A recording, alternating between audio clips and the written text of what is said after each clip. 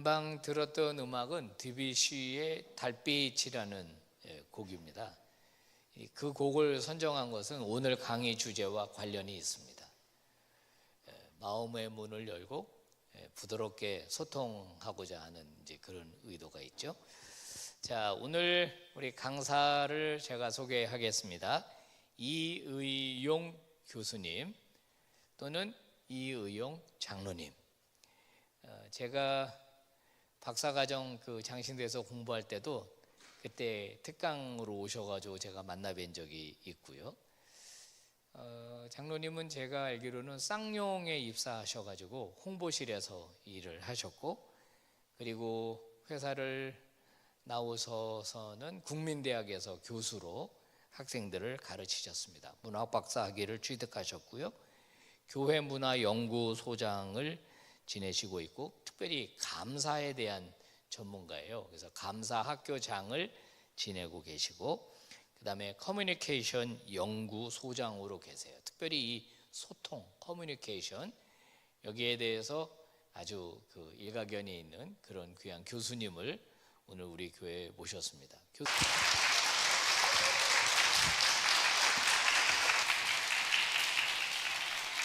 네, 출마해야 되겠는데 이번에. 여러분 반갑습니다. 불러주셔서 고맙습니다. 오늘 그러니까 빛과 소금 인문학 강좌네요. 빛소 인문학 강좌인데 5번을 하더라고요. 깜짝 놀란 게, 아니 교회에서 어떻게 인문학 강좌를 5번씩이나 하냐. 첫째는 걱정된 게 누가 올까. 많이 오셨네요. 제가 기대한 것보다 한 5배 정도 많이 오셨어요. 수준이 굉장히 높아요. 이 빛과 소금 교회가 언덕 위에 있잖아요. 굉장히 높은 데 위치하고 계셔서 그런지 제가 올 때마다 참 수준이 높은 교회다, 그런 생각을 하게 되는데, 이 강좌의 첫 번째로 저를 해놓고 두 번째부터 굉장히 훌륭하신 분들이 자리를 하고 계시더라고요. 제가 커뮤니케이션 강의만 하면 안 되겠다는 생각이 들더라고요. 여러 가지로 부족한 제가 하는 범위 내에서 인문학, 여러분하고 비슷한 수준에서 이야기를 해드리고, 그 다음에 소통에 대한 이야기를 해야 되겠다 생각이 돼서 제가 오늘 인문학과 소통 이렇게 이름을 짓고 강의를 하려고 합니다. 원래 나눠드린 거하고 제목이 좀 바뀌었다는 거 말씀드리고요. 그리고 이제 인문학에 대한 먼저 말씀을 드리고, 그 다음에 소통에 대해서 말씀을 드릴 겁니다. 제 강의 내용이 제가 좀 많이 써 있어요. 그래서 다 읽지 못하니까 카메라 꺼내셔서 필요한 부분은 찍으셔도 됩니다. 얼마든지. 저도 찍어주셔도 더 좋고. 자, 첫 번째 인문학에 대해서 말씀드릴게요. 인문학 굉장히 어렵지 않아요. 아주 쉽습니다. 여러분이 다 아시는 것들이에요. 하나님께서 태초에 천지를 창조하셨잖아요.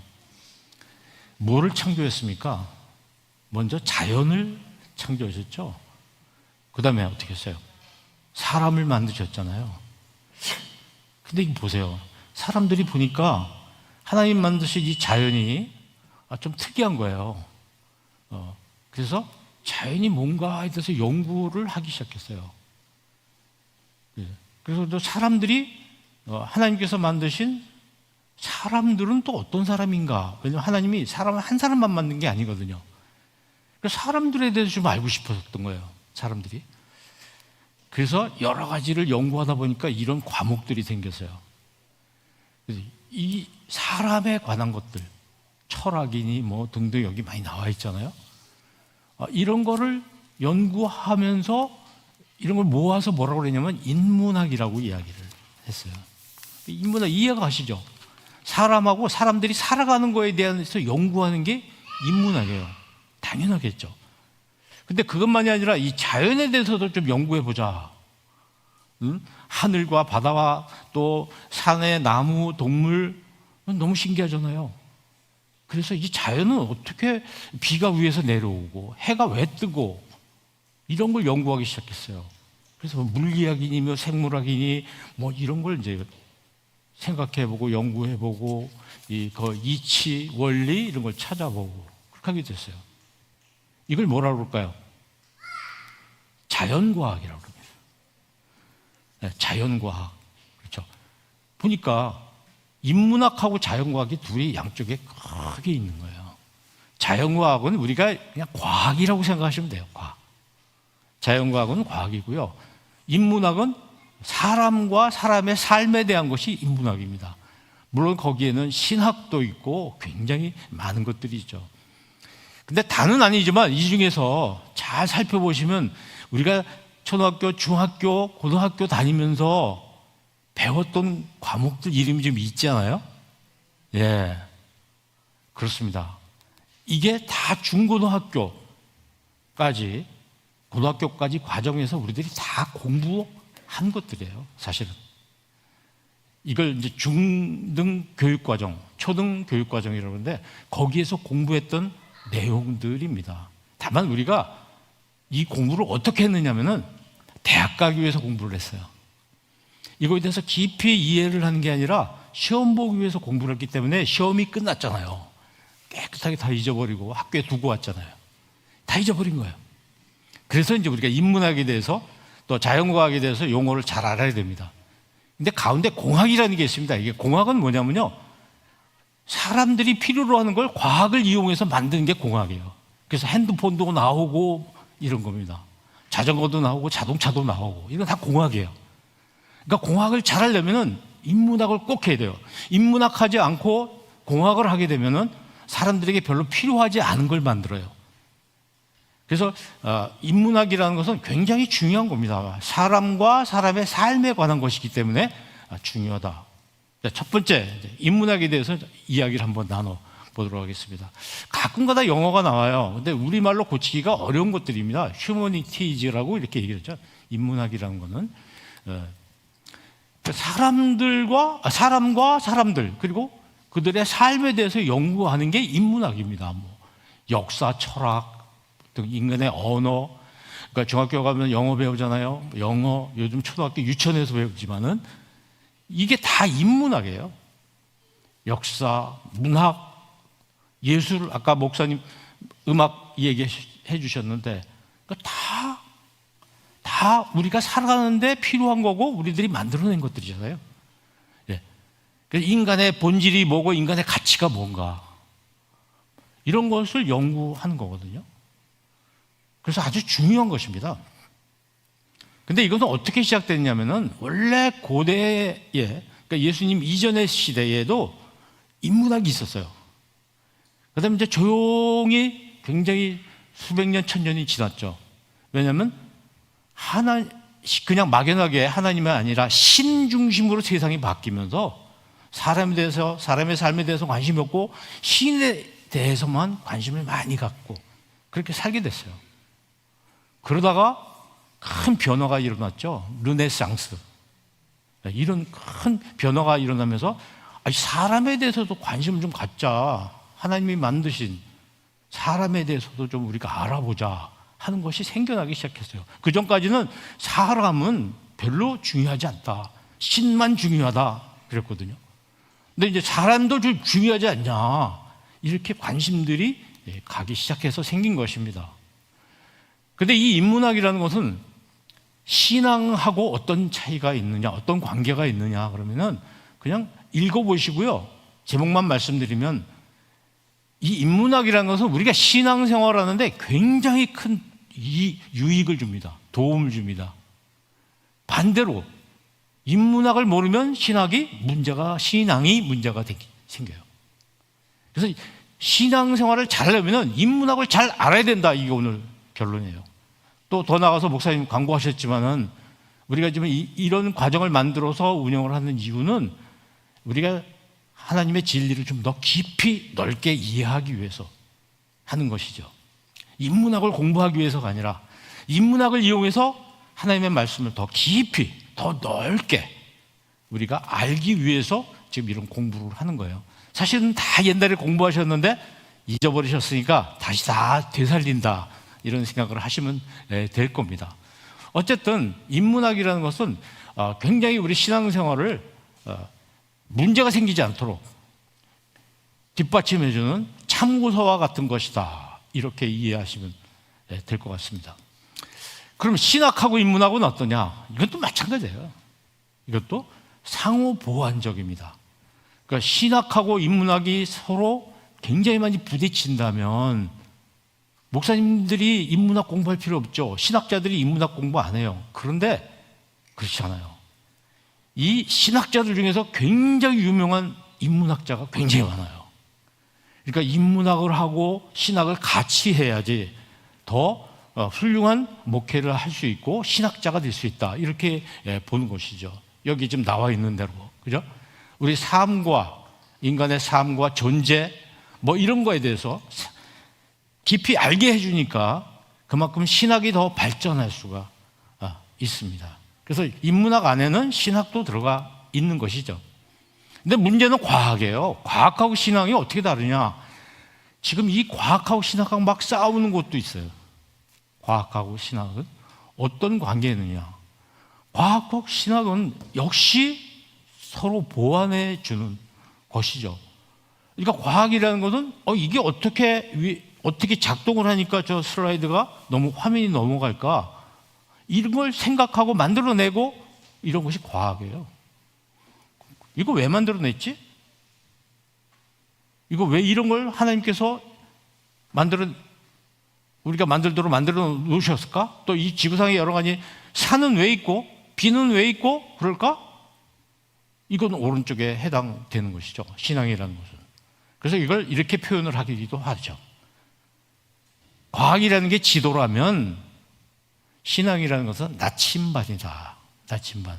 방향을 가르쳐 주는 거예요. 그러니까 두 개가 서로 관점이 다른데 같이 싸우도록 하면 안 되는 거죠. 그래서 우리가 과학을 이것을 적으로 몰면 안 돼요. 우리가 과학을 하나님 창조 안에 있는 것이기 때문에 그 과학을 이용해서 우리가 약도 만들고 자동차도 만들고 그러잖아요. 만약에 우리가 과학이 우리의 신앙을 반대하는 것이라면 차 타지 말아야 되고요. 시계도 보지 마셔야 돼요. 우선 휴대폰 보지 마셔야 돼요.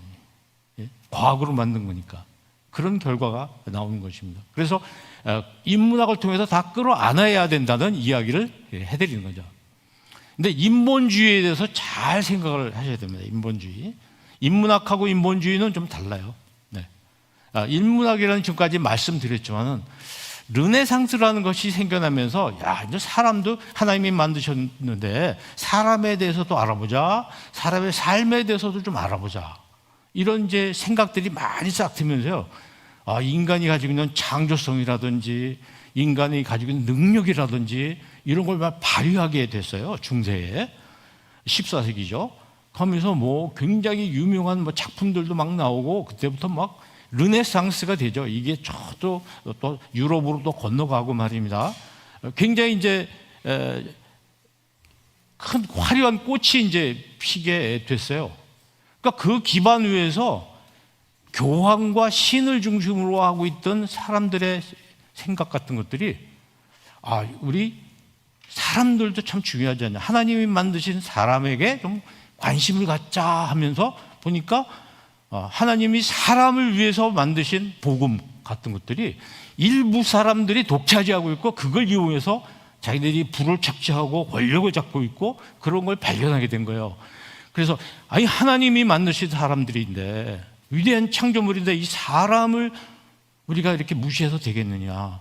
사람들을 좀 존중하자 하면서 성경을 다시 번역을 하면서 보니까 정말 하나님이 우리 인간을 위해서 굉장히 사랑하시는 그런 내용들을 많이 발견하게 된 거죠. 그래서 성경을 막 번역을 하고 그게 종교개혁입니다. 그러니까 르네상스 위에 종교개혁이 이후에 한 200년 정도 지나면서 시작하게 된 거예요. 그러니까 상당히 그 의미가 있는 것입니다. 이 르네상스라는 건 우리 기독교, 특히 개신교, 우리가 개신교거든요. 신교라는 뜻이죠. 근데 인본주의를 잘못 생각하면 그때는 하나님도 물론 중요하시지만 우리도 하나님 만드신 창조물이니까 우리도 중요하자. 그래서 둘 다 하나님도 존중하고 하나님 만든 우리도 존중하고 그런 것이 초기 르네상스 인본주의라고 얘기를 합니다. 근데 그 이후에 사람들이 이걸 어떻게 왜곡시켜가지고 현대 세속적 인본주의라는 걸 만들어냈어요. 그는 신은 필요 없다. 우리가 신이다. 말하자면 인간만이 중요하다. 그래서 인간만을 중시하고 신앙을 무시하는, 하나님을 무시하는 쪽으로 이제 많은 세력들이 일어나게 됐죠. 그걸 세속적 인본주의라고 합니다. 세속적 인본주의. 그래서 우리가 인본주의 그러면 하나님을 무시한다고 이렇게 간단히 생각하는데 그렇지 않은 거예요. 초기 르네상스 인본주의라는 것은 아주 조화를 이루는 균형적인 인본주의고, 현대 세속화되어 있는 세속적인 인본주의는 이건 굉장히 문제가 있는 겁니다. 그래서 이제 이단들이 이런 데를 파고들 수가 있어요. 우리가 이걸 모르면 이단들하고 같이 이단들이 이겨낼 수가 없죠. 이렇게 해서 이제 개론이 끝나고, 근데 동양도 인문학이 있어요. 우리가 잘 아는 것처럼 동양하면 인문학이 뭐가 있나요? 네? 많이 들어보셨죠? 그 사람 이름 생각해 보세요. 굉장히 훌륭한 인문학자 누구 있어요? 동양에. 뭐 공자 이런 분들이 동양 인문학의 대가죠. 대가. 공자, 맹자, 자자 들어가는 분들 굉장히 많잖아요. 그래서 중국, 한국, 일본, 인도가 약간 인문학이 많이 발전되어 있는 나라인데, 물론 중국이 가장 크죠. 뭐 유교와 도교와 그리고 불교 기반에. 근데 여기에 이제 공자, 맹자, 노자, 장자, 주자 이런 사람들이 있단 말이죠. 예. 근데 일본 뭐 그렇고요. 인도 그렇고. 근데 우리는 어떤가요? 우리 조선이라든지 우리 민족은 제가 보기에는 대단합니다. 훈민정음을 창조했잖아요. 아주 철저하게 우리 인문적이고 우리 사람들을 위한 그런 훌륭한, 그리고 이제 뭐 성리학, 실학 이런 것도 있고 이런 것도 있습니다. 그래서 우리가 굉장히 고유한 인문학을 잘 만들고 있어요. 다만 걱정스러웠던 건 유교죠. 유교하고 유대교하고 같은 유자인지 모르겠는데 많이 닮아서 그것이 이제 상당히 좀 어려운 문제, 특히 여성을 비하하는 것들, 뭐 이런 것들이 문화 속에 많이 깔려서 오늘날까지 전승되고 있는 것, 이런 것은 좀 문제이지만 우리도 약간의 그런 인문학적인 자부심을 가질 필요가 있다, 이렇게 생각합니다. 어쨌든 여기 나와 있는 대로 이 동양은 대개 이렇게 돼요. 하늘과 땅과 뭐 자연 뭐 이런 것 중에 인간도 그 중에 하나고 뭐 이런 자연 속에서 우리가 하나다, 조화롭게 살아가는 것이다 하는 쪽으로 돼 있지, 신이라는 개념 같은 것은 좀 서구에 비해서는 약할 수밖에 없어요. 서구는 천주교 중심으로 신과 인간 이렇게 돼 있기 때문에 우리는 그런 쪽은 상당히, 동양 쪽은 그거하고는 좀 차원이 다른 것 같습니다. 이렇게 이제 비교해서 여러분이 이해하시고, 인문학이라는 것이 크게 보면 이런 거구나. 한마디로 얘기하면 인문학은 뭔가요? 옆에 분하고 한번 정리해 보세요. 뭐 인문학이 이런 거네. 시작.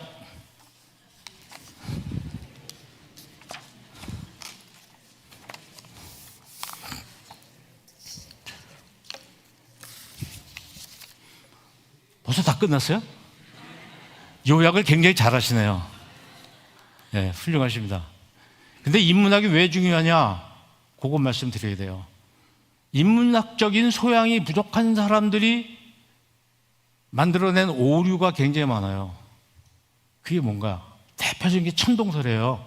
지구를 중심으로 해가 돈다는 거. 우리가 아침에 해가 뜨네? 해가 뜨는 거예요, 사실? 아니죠. 해는 가만히 있는 건데 우리가 지금 움직이는 건데 해가 뜬다는 말을 쓰고 있잖아요. 해가 뜨는 거 아니에요. 그 밖에도 여기 굉장히 많이 나와 있는데 지구가 평평하다는 거예요. 근데 지구가 태양의 주위를 도는 게 아니라 태양이 지구의 주위를 돈다는 것이 언제까지 통했는지 아세요? 이것이 정정되기 얼마 안 돼요. 네. 기타 등등 굉장히 많은, 특히 여성은 남성보다 열등하다. 그 미국 같은 경우에 우리나라는 내일 모레 이제 뭐 대통령 뽑는다고 선거하잖아요. 투표하는데 여성들에게 투표권이 생긴 게 얼마 안 되는 거 아세요? 미국이 굉장히 민주주의가 발달한 나라 같지만 제가 연도를 잊어버렸는데 얼마 안 돼요. 그래도 우리나라 여성들은 자기 성을 딱 갖잖아요. 시집을 가도. 미국은 시집 가면 성이 바뀌잖아요. 그리고 투표권도 없었어요.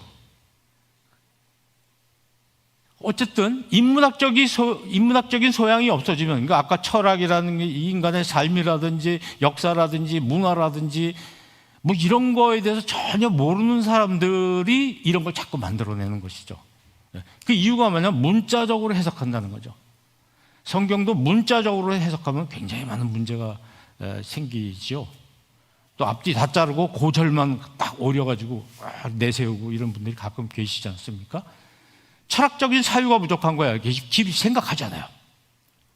생각을 하잖아요. 하나님께서 우리들이 생각하도록 뇌를 만들어 주셨는데 생각을 안 해요. 그냥 골치 아프니까 하나를 딱 믿어버려. 이렇게 하는 경향이 있어요. 그러다 보니까 지구는 평평하다. 그렇다는데 그냥 그런 줄 알지 뭐. 안 바꿉니다. 계속. 그리고 뭐 월식, 일식 이런 거 일어나면 우리나라 옛날 사극 같은 거 보면 무슨 큰 난리가 난다고 그러잖아요. 그때 무슨 뭐 멸망이라도 오는 것 같처럼 막 부르르 떨고 막 그랬잖아요. 이런 것들. 또 지식이 부족하니까, 과학적인 지식이 부족하니까 이런 문제가 생기고 그 밖에 많은 문제들이 생기는 거예요. 그러니까 인문학을 해야 된다는 말씀을 지금 드리고 있습니다. 그리고 이제 우리가 특히 크리스찬들이 인문학적인 소양이 부족하면 어떤 문제가 생기냐면 신앙하고 현실, 이게 거기에 굉장한 괴리가 생기는 거예요. 연결이 안 돼요. 여러분, 빛과 소금 교회하고 저 바깥에하고 세계가 공기가 다릅니까? 여기하고 저기하고? 예? 똑같은 공기잖아요. 근데 여기는 거룩하고 저기는 거룩하지 않습니까?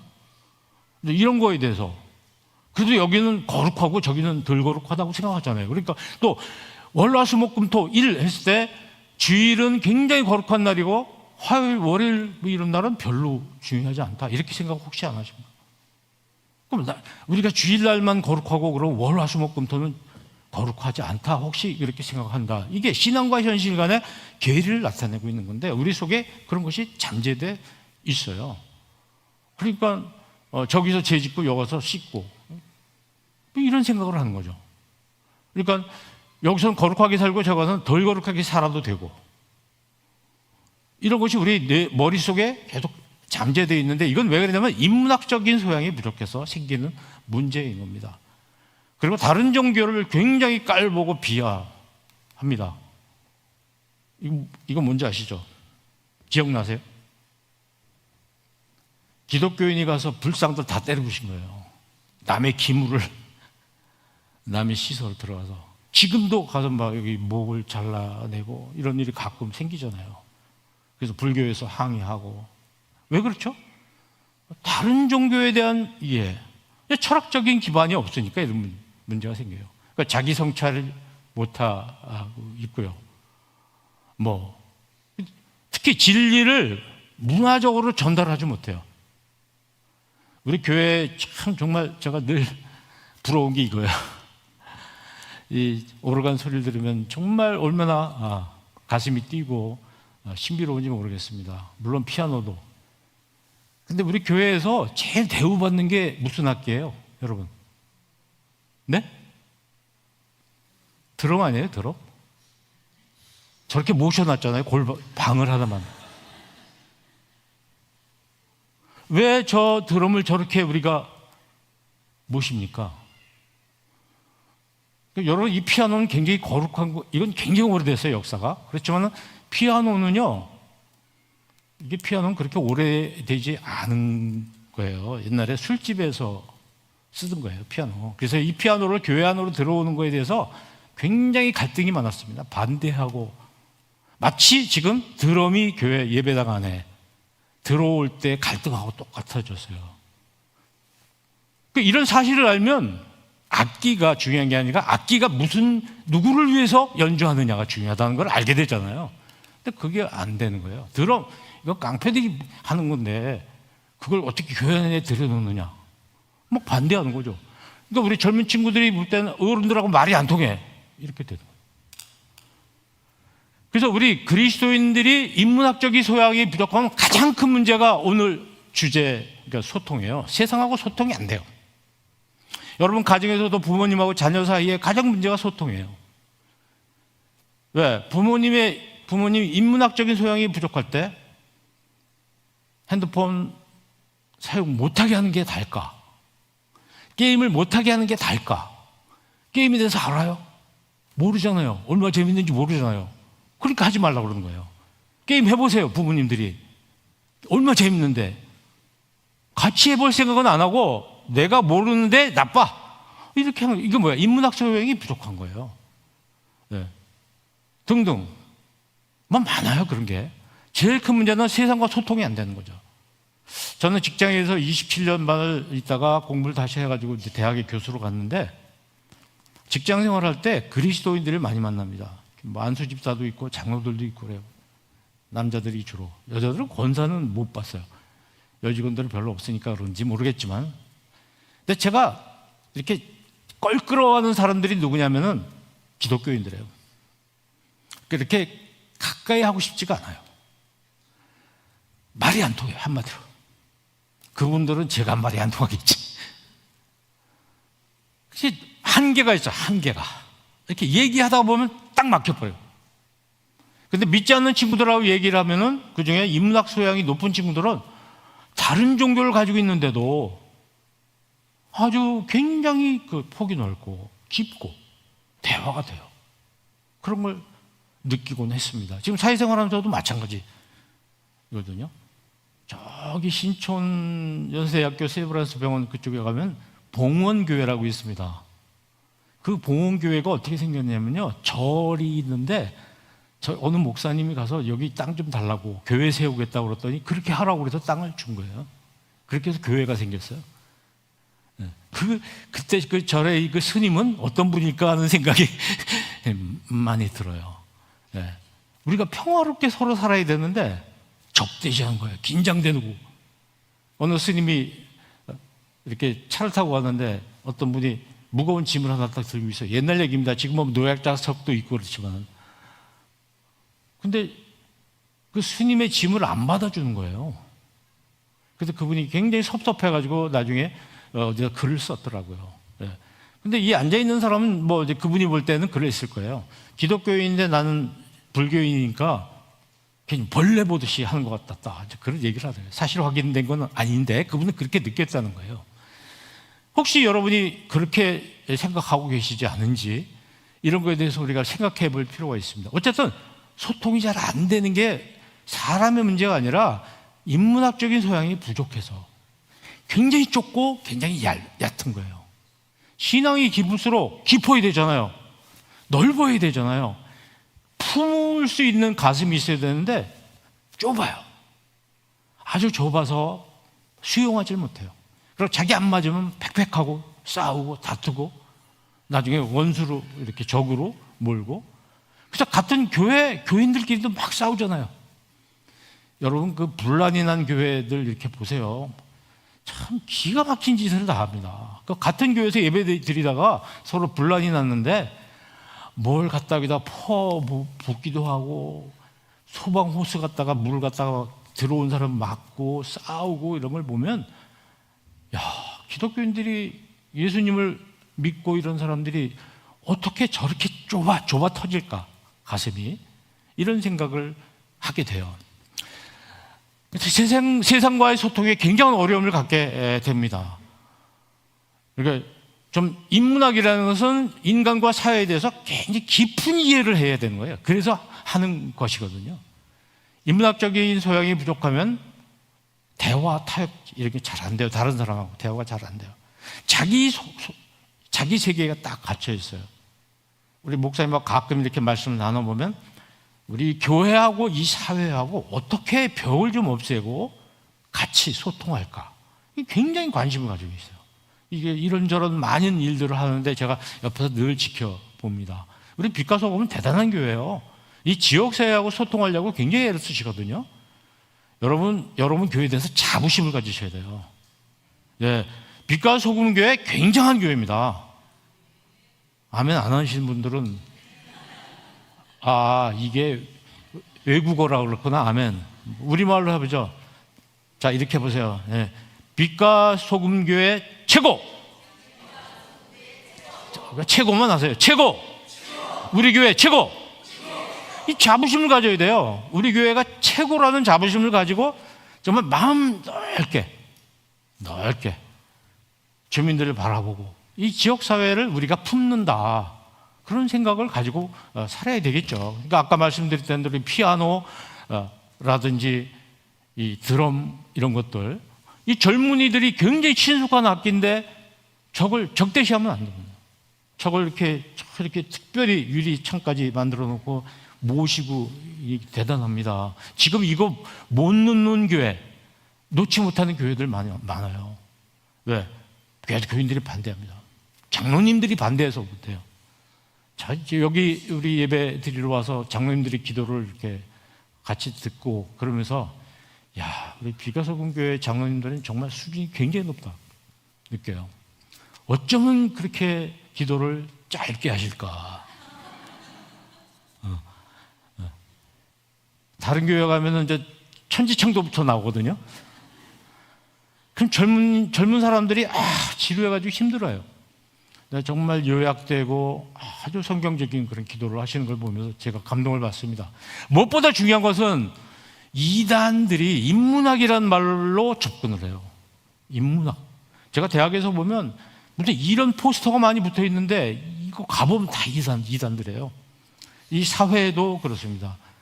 무슨 뭐 성경 공부라든지 예수님이라든지 아니고 다른 뭐 인생 학교 뭐 이런 거 가지고 접근을 해요.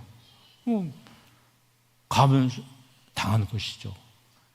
그리고 우리는 인문학에 대해서 잘 공부를 안 하고 오직 성경 공부만 하는데 신천지라든지 이런 데 가면은 엄청나게 공부를 시켜요. 거기에 회원이 되려면 몇 개월 공부를 해야 되는 거 아시죠? 철저하게 시킵니다. 그러니까 그들하고 우리하고 1대1 딱 만나죠. 뭐 상당히 많은 사람들이 깨져요. 게임이 안 됩니다. 게임이 안 돼요. 굉장히 훈련이 잘 돼 있어요. 근데 우리는 인문학적인 훈련이 전혀 안 돼 있으니까 성경만 가지고 얘기했는데 성경도 뭐 제대로 안 해요.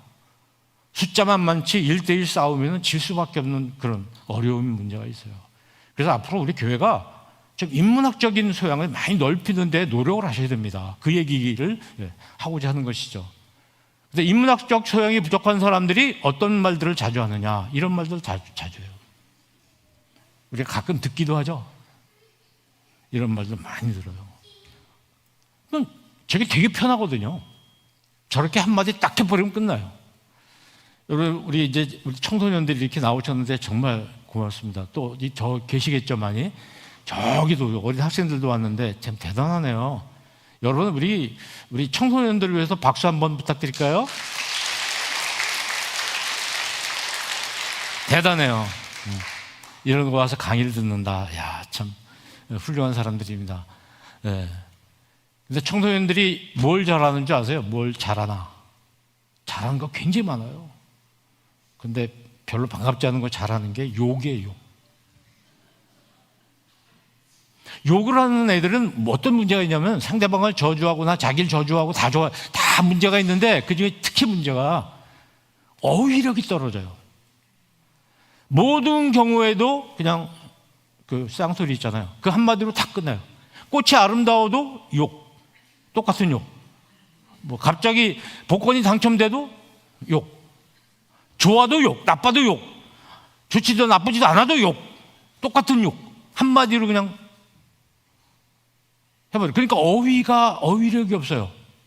문해력이 약하다는 게 바로 그런 거예요. 이거 이렇게 아름다울 수가 있어? 이런 말 안 해요. 그냥 욕. 흉내를 못 내겠네.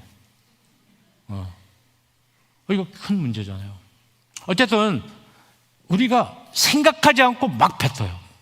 이게 결론인 것처럼. 이런 거 정말 우리가 좀 조심해야 되겠죠.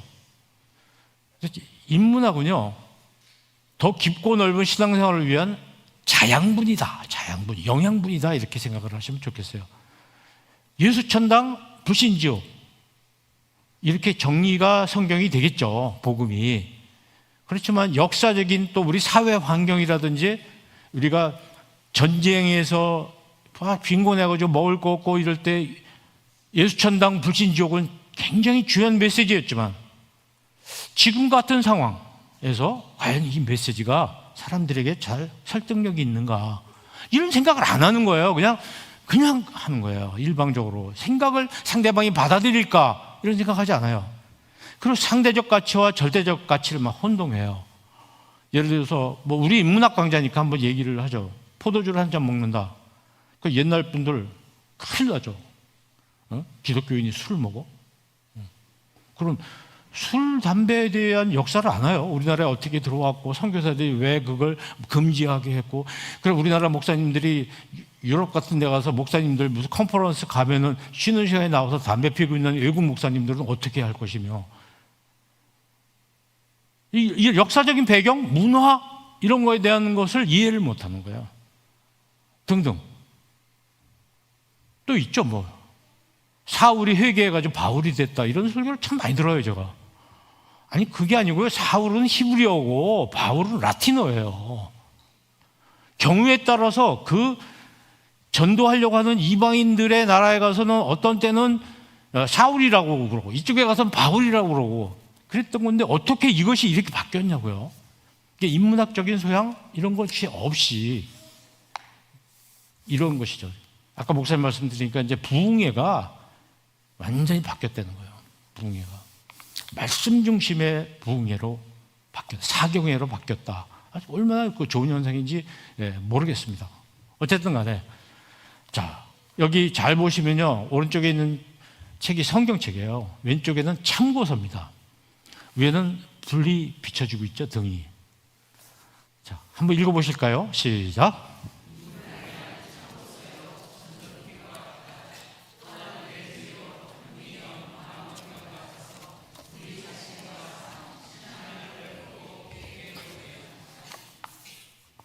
그렇습니다.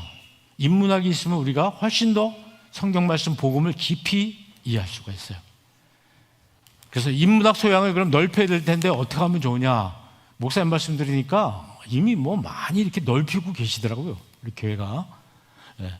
이 인문학이 결핍되면, 모자라면 어떤 문제가 생기냐? 읽어보실까요? 시작. 인문학이 결핍되면.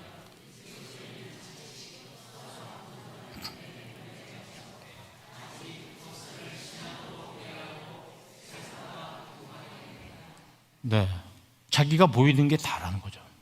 자기가 보이는 거. 이거 말고도 또 있는데, 또 있는 정도가 아니고 비교할 수 없을 만큼 넓은 세계가 있는데 그 세계를 인정을 안 해요. 지금 내가 보고 있는 게 다야. 이렇게 해서 내가 알고 있고 이것이 바로 신앙이다. 여기서 벗어나면 안 된다.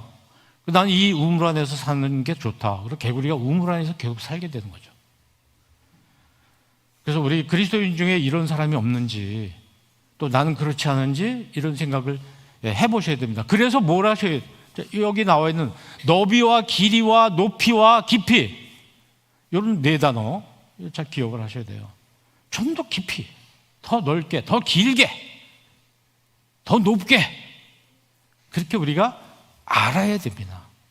그래야 그 가운데 그걸 통해서 성경 말씀을 더 밝게, 더 깊게, 넓게 이해할 수가 있습니다. 그러니까 한 권의 책만 보는 사람은 가장 위험하다고 그러잖아요. 한 권의 책만 보는 사람이. 다른 책을 보면서 봐야 성경 말씀이 더 깊이 이해가 되는데, 다른 책은 다 세상 책이다 생각하고 다른 책을 무시하는 거죠. 그럼 학교 다닐 필요가 없어요. 물론 불가피한 사정으로 성경만 읽는 분도 계실 겁니다. 그래도 얼마나 감사한 일이에요. 그렇긴 한데 그것이 다라고 생각해서는 안 된다. 보다 넓은 의미, 넓은 영역을 우리가 경험해야 된다. 여러분, 난 배워야 되겠다는 생각을, 겸손한 생각을, 나는 모르는 게 너무 많다, 이런 생각을 할 필요가 있어요. 그래서 이런 거 하셔야 돼요. 그렇게 어렵진 않은 것 같아요. 보니까 사진 하나 찍으셔서 이 집에서 하나라도 한번 실천해 보시더라고요. 우리 교회에서도 벌써 이런 거 이렇게 시작하시잖아요. 폭삭 속았수다 보셨어요? 그거 인문학 강좌입니다. 그런 영화를 보셔야 돼요. 그런 드라마 보셔야 되고, 인간 또 뭐 그런 거 있죠? 인간 만세인가? 뭐 이런 거 있잖아요. 휴먼 스토리. 그런 거 보셔야 돼요. 사람의 삶에 관한 거. 그러니까 뭐 이상한 좀 타락한 드라마, 복수하고 이런 거 보지 마시고 사람의 삶에 대해서 어떻게 인생을 살아가는가, 사람들의 삶에 대해서 관심을 가지시고 그런 책을 많이 보시고 어떻게 살아야 되겠는가에 관한 책을 많이 보시고 그래야 성경 말씀을 더 깊이 이해할 수가 있습니다. 성경에는요 안 나오는 게 굉장히 많아요. 성경에 모든 게 있는 게 아닙니다. 성경에 안 나오는 게 굉장히 많이 있어요. 컴퓨터도 안 나오고 요리도 안 나오고 없어요. 없는 거예요. 그런 것들을 많이 봄으로써 성경을 더 깊이 이해할 수 있겠다. 뭐 심리학 같은 것도 마찬가지인데요. 그거 생각해 보세요. 다윗 같은 경우에 그 아들들 편애했죠. 편애하니까 문제가 생겼죠. 그 자식들 간의 문제. 그러면 또 역시 예수님 같은 경우도 마리아와 요셉, 예수님의 아버지 요셉은 아버지로서 또 신랑으로서 그 사람의 심정을 한번 우리가 생각해 봤나요? 어떤 심정이었을까요? 그분의 삶이. 그런 거. 이런 걸 생각해 봐야 돼요. 많습니다. 성경에 그런 부분이. 어쨌든 이런 것들 여러분 해보시고 저는 글을 많이 써보시라고 말씀드려요. 제가 사회생활 하면서 결심한 게 1년에 책을 한 권씩 쓰자 그랬거든요. 지금 51번째, 51번째 책을 지금 쓰고 있습니다. 네. 책을 쓰면요, 저는 이렇게 얘기를 해요. 글쎄, 10권의 책을 읽는 것보다는 한 권의 책을 쓰는 게 더 많은 책을 읽게 되고 공부를 하게 된다. 그런 생각을 하게 되고 더 많이 연구하게 되고. 그래서 우리 교회에서도 책을 좀 만들어 보시면 어떨까. 책들을 좀 써보시면 좋겠다 하고 목사님하고도 말씀을 좀 나눈 적이 있습니다. 자, 이제 오늘 이제 또 두 번째 파트는 소통에 대해서요. 인문학에 대해 더 궁금하신 분들은 목사님한테 여쭤보시면 잘 가르쳐 주실 거예요. 더 궁금하신 거. 문제는 궁금해해야 돼요. 오늘 공부한 건 아주 아웃라인, 대강만 말씀드렸는데 궁금하시면 여러분이 하실 수 있는 방법이 뭐 있어요? 더 알고 싶으면 책을 보시면 되잖아요. 요새는 동네 책방 다 있어요. 도서관도 다 있고 가서 인문학에 관한 책을 좀 훑어보시라고요.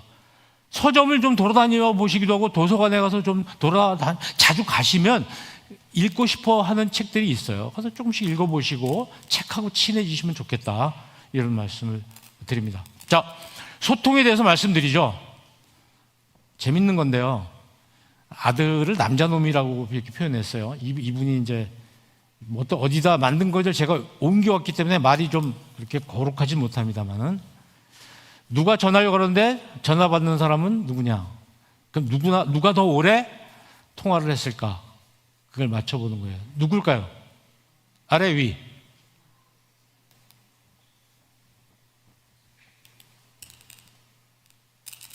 네.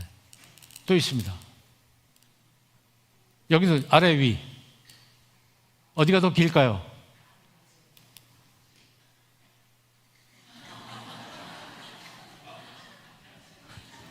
그 다음은 어떨까요? 아래 위. 위가 더 길어요?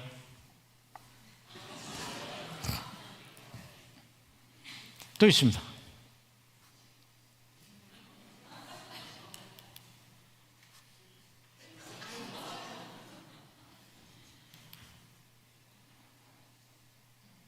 얼마일까요?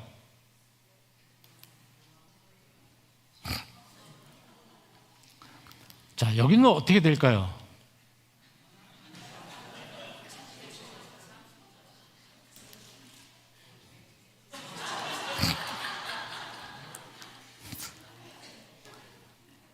자, 이거는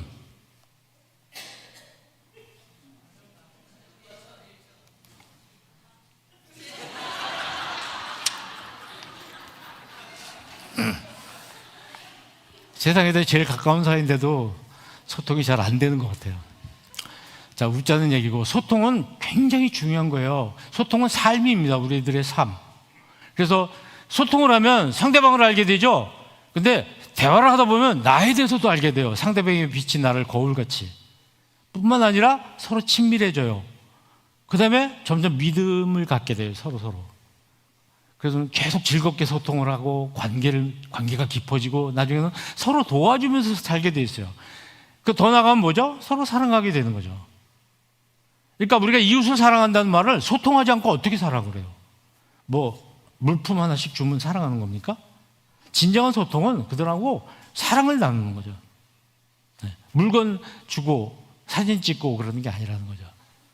물론 우리 빛과소금 교회는 뭐 이웃들에게 뭐 제가 많이 알아요. 여러분 하는 여러 가지 아름다운 사업들을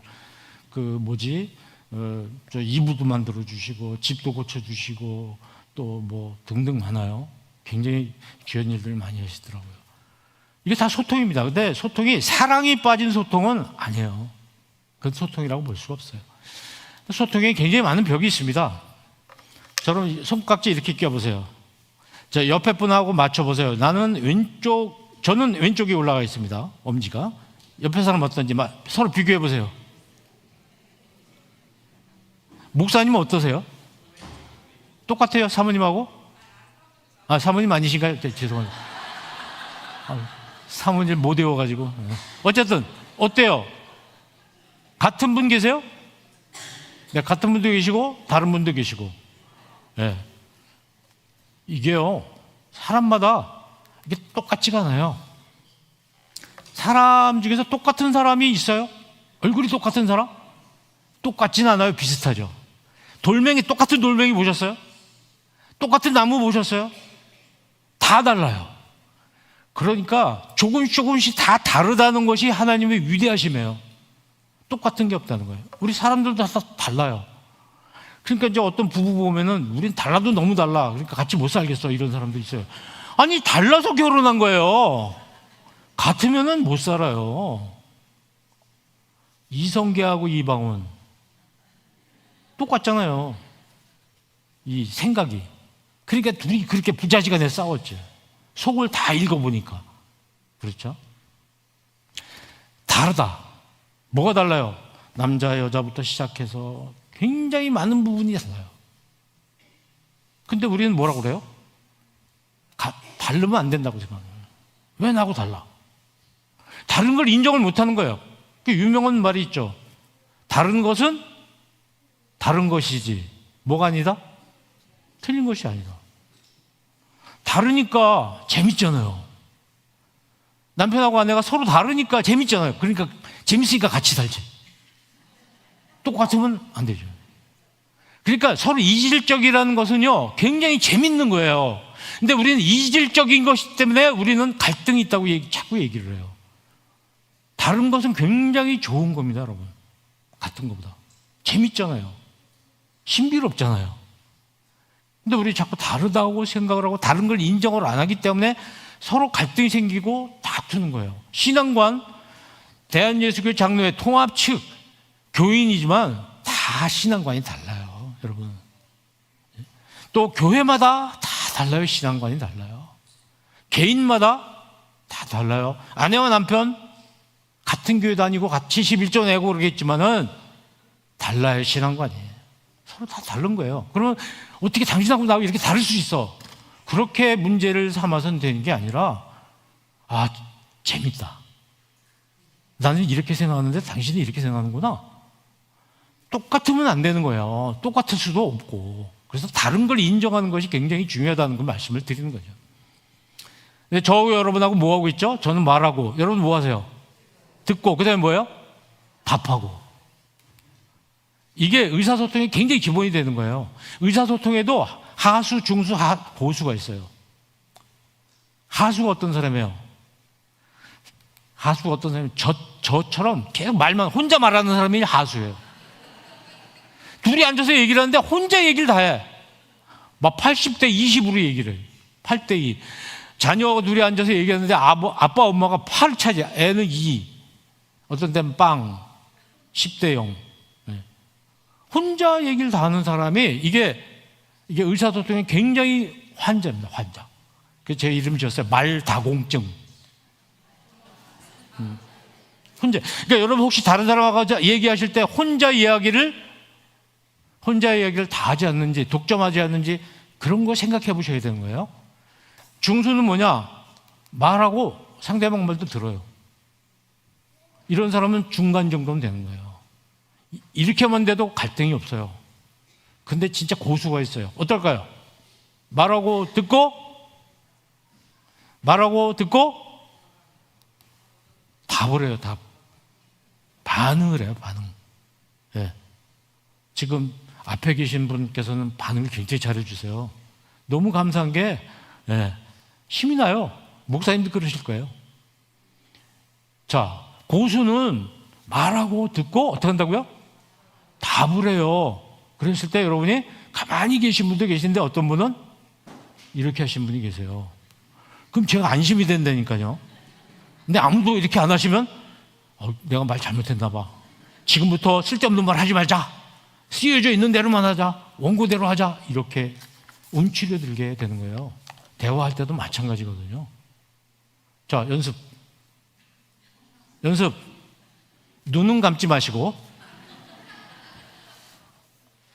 목사님 설교 말씀하실 때도 마찬가지예요. 그 말씀이 정말 동의한다 싶으면 고개를 끄덕끄덕 하세요. 얼마나 좋아요. 그래도 못 참겠다 그러면 이렇게 한번 하시고. 왜 안 하세요? 그 말씀 정말 은혜가 됩니다. 이렇게 하시면 참 좋잖아요. 한번 연습 시작. 마치 제 얘기가 공감이 가는 것처럼. 표정을 보이지 반응. 근데 반응이 없어. 이것부터 고치자고요. 우리가 뭐 강의 듣고 그게 중요한 게 아니라 내가 이걸 하나 바꿔야 되겠다. 누구하고 이 얘기할 때 끄덕끄덕을 좀 잘해야 되겠다. 자, 10번 시작. 9번 하셨잖아요. 집에서 배우자하고 얘기하실 때 이거 하세요. 또 집에서 자녀들하고 얘기하실 때 이거만 해주셔도 깜짝 놀랄 거예요. 아빠가 내 말을 듣고 있구나. 그런데 무슨 얘기를 하는데 가만히 아이가 얘기하는데 가만히 있어요. 왜? 내가 무슨 말 해야 될까? 그거 작전 짜고 있는 거예요. 그 대화가 안 되죠. 자, 여러분 다 고수가 되시기 바랍니다. 아멘은 성경 말씀이 나올 때만 아멘 하세요. 맞아요! 그러면 되지. 왜 거기 아멘해요? 성경 말씀에만 아멘 하는 게 좋아요. 불통. 진짜 이 불통. 이거 말도 안 해, 듣지도 않아, 대답도 안 해. 요즘 대학교에 강의하러 들어가 보면 이런 학생들 많이 앉아 있어요. 이 코로나 때 줌으로 공부한 애들. 교수님한테도 인사 안 해, 학생들, 동료들한테도 인사 안 해. 이런 애들 많이 늘어났어요. 전에 비해서. 자, 탁구하고 볼링 차이점 아세요? 볼링을 제가 굴려가지고 쓰러뜨리는 거잖아요. 대답을 안 해. 금방 했는데. 참 빠르시네요. 금방 따라서 해주시니까.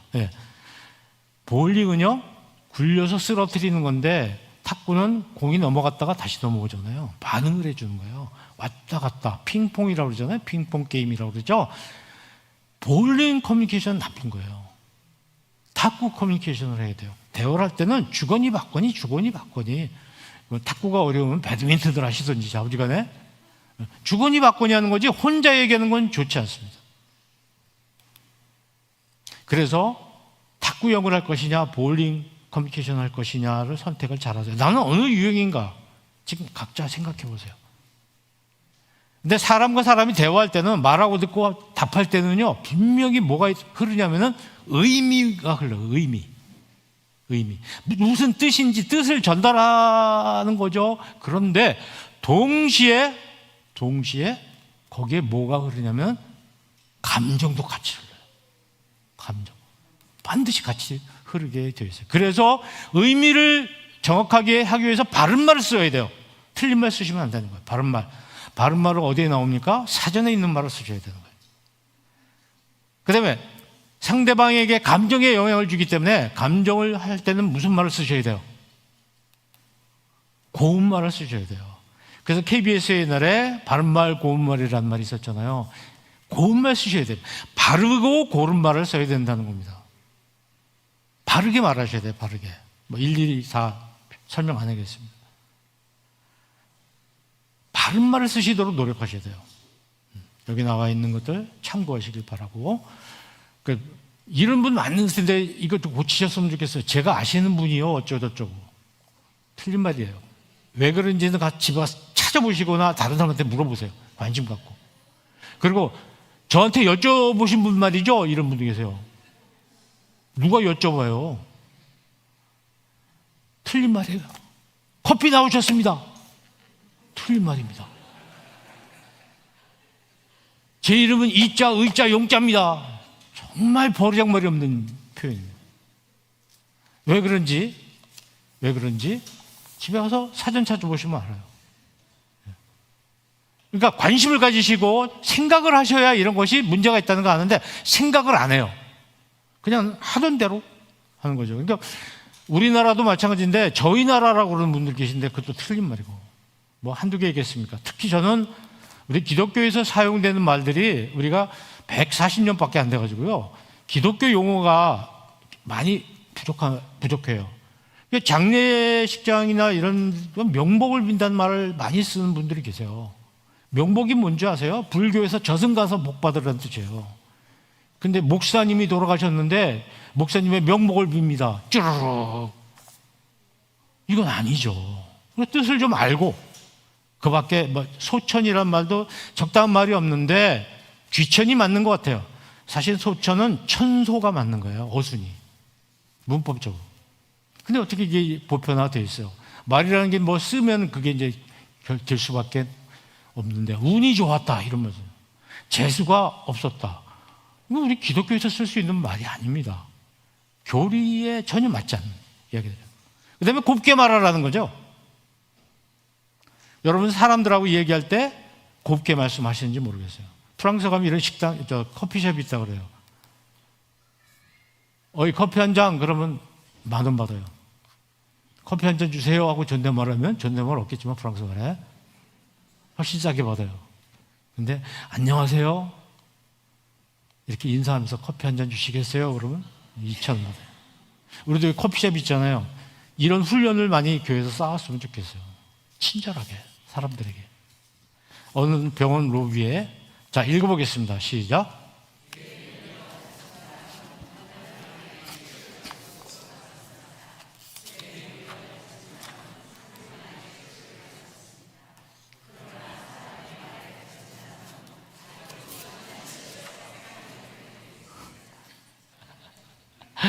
재밌죠?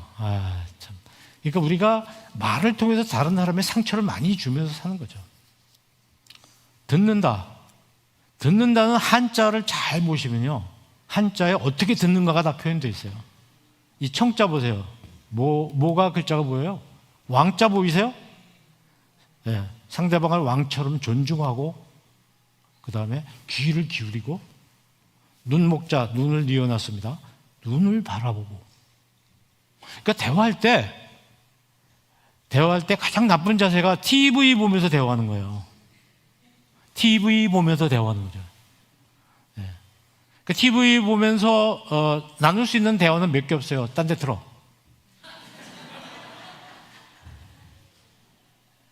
TV를 꺼야지 대화가 되는 거죠. 그리고 제가 이쪽에 있는 제 아내를 바라볼 때 어떻게 바라봐야 되냐면요. 눈만 돌려도 안 돼요. 고개만 돌려도 안 되는 거예요. 사실은 이렇게 해야 되는 거죠. 가슴을. 그러니까 이걸 이렇게 돌리지 마시고요. 고정시켜요, 여기는. 그리고 이 사람하고 얘기할 때 이렇게 하고 저 사람하고 얘기할 때 이렇게 하고 이렇게 가슴을 돌려요. 그러니까 가슴을 나를 향해 주고 상대방을 향해 줘야 대화가 되는 거예요. 가슴이 아니고 눈만 돌리고 고개만 돌리면 대화가 되질 않아요. 연습합니다. 옆에 있는 분하고. 확 돌려요, 확. 네. 그리고 한 사람만 집중해 주고요. 그리고 그 사람은 보이지 않는 마음까지도 읽어내라는 것입니다. 자, 그 다음에 이제 답을 해줘. 말듣답, 답. 답할 때 굉장히 중요한 게 몇 개 있는데, 몰입하셔야 돼요, 몰입. 아까 얘기했던 눈도 저를 향해 주시고 저한테 몰입해 주셔야 돼요. 그 다음에 앵무새 같이 하셔야 돼요. 앵무새는 어떻게 하죠? 사람이 하는 말을 따라 하잖아요. 제가 인천에 갔다 왔는데요. 그럼 어떻게 하실 거예요, 여러분이?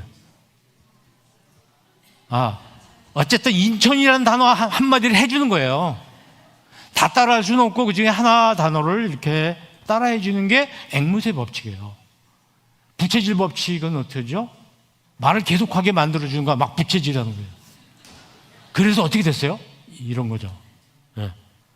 그 다음에 공감의 법칙. 슬픈 이야기 같으면 슬프다. 그리고 마지막에 뭐예요? 확인은 200명이 왔어요? 정말 200명이에요? 이렇게 물어보는 거예요. 20명 아니에요? 이렇게 되면 대화가 돼요.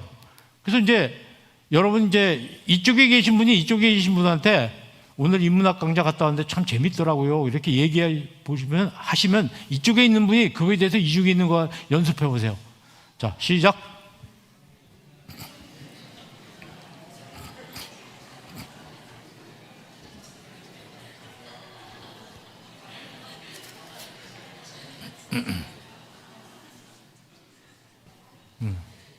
그래서 여기서 제일 쉬운 거 하나 알려드리면요, 고개 끄덕거리는 거예요. 왜 맹물이라고 그러냐면 맹물은 흔들면 금방 잔잔해져요. 콜라는 흔들면 막 거품이 막 일어나잖아요. 그러니까 무슨 이야기를 하면 그 얘기를 듣는 사람이 맹물처럼 가만히 있으면 안 돼요. 그 얘기에 나도 콜라같이 반응을 해줘야 된다. 이제 오늘부터 우리가 만나는 사람에게 그렇게 해주시면, 특히 가까이 사시고 대화를 많이 나누는 사이에서, 특히 가족이 그렇겠죠. 이렇게 해주시면 난 저 사람하고 얘기하는 게 참 좋아. 자꾸 얘기를 하게 돼요. 그럼 친해지는 거죠. 3V라는 게 있습니다. 이게 3V는 영어로 이제 verbal, vocal, visual 이렇게 얘기를 하는 건데, verbal이라는 건 이제 언어를 얘기하는 거예요. 언어. 오늘 제가 소통에 대해서 얘기한다 그러면 소통. 이게 이제 verbal이에요. 근데 vocal은 뭐냐면 소통. 이렇게 소리가 다르잖아요. 이걸 음성이라고 그러잖아요. 비주얼은 소통 이렇게 표현하는 거죠. 소통, 이렇게 눈에 보이는 거. 이 세 가지가 다 중요하다 이런 얘기입니다. 사실 의미를 정확히 전달할 때는 기록을 하든가 말로 하든가 그렇게 해야 되겠죠. 그러니까 성경이라는 것이 그 당시로는 가장 발전된 글자로 써 있잖아요. 이게 어휘예요, 성경. 근데 이걸 언어가 아닌 비언어로 음성으로 나온, 듣는 성경도 나왔죠. 보여주는 성경도 나오겠죠. 이렇게 다른 거예요. 그런데 버벌이라는 것은 사실을 얘기할 때 굉장히 문서로 쓰는 이유가 거기 있어요. 근데 목소리하고 보여지는 것, 얼굴 표정 이런 거는 뭘 나타내냐면 감정이 올라가요, 감정. 그래서 말로는 기쁘다 얘기했는데 표정이 안 기뻐. 저도 이제 찬양대 지휘를 평생 해왔는데 이렇게 별로 안 놀라시는데 네. 예, 대단하세요. 복 받으실 겁니다. 네. 근데 이제 이렇게 지휘를 해보면 오늘 이제 부활에 대한 찬양을 했어요. 안 기뻐. 그래서 대원들 보고 주님이 부활하시면 안 됐는데 부활하신 거네. 왜 부활하셨지? 우리 표정이 좀 그렇습니다.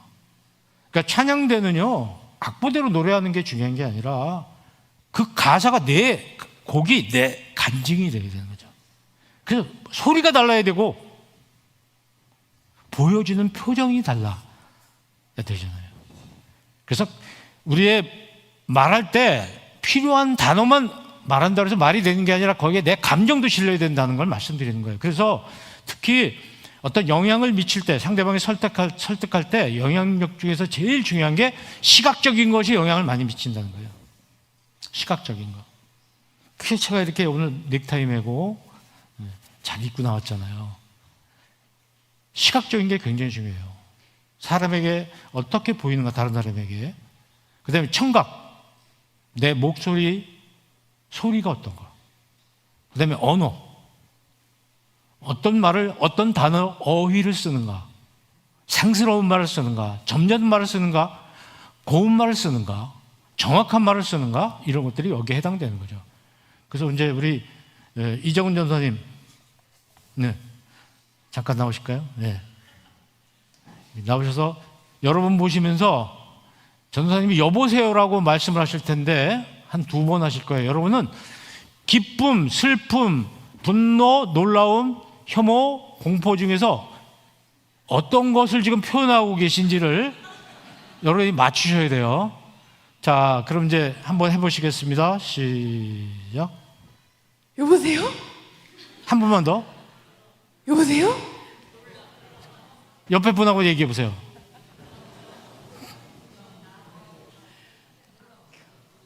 네, 그럼 이제 뭘 표현하셨죠? 놀라움을 표현했습니다. 맞췄네요. 그러니까 표현도 잘하셨지만 잘 읽으신 거죠. 예, 놀란 다음에 막 웃으시니까 안 되는 것 같아요. 다시 한번 똑같이. 똑같이요? 뭐 다른 거, 다른 다른 거요? 감정으로. 예, 다른 거예요? 예. 이게 전사님 목소리 들으시고요. 표정을 잘 보세요. 어떤 걸 지금 표현하고 계신지. 표정도 같아야 돼요. 여보세요? 자, 말씀 나눠보세요. 시작.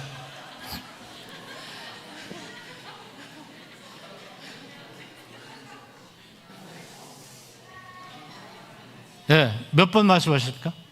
기쁨이었습니다. 기쁨. 맞았어요? 그러니까 잘 읽으셔야 돼요. 읽을 때 목소리에서 읽으셔야 되고, 그 다음에 표정에서 읽으셔야 돼요. 그래서 지금 전사님은 너무 막 당황해가지고, 슬픔을 얘기한 다음에 막 웃어. 이러면 안 돼요. 네. 자, 하나만 더 하겠습니다. 시작. 여보세요?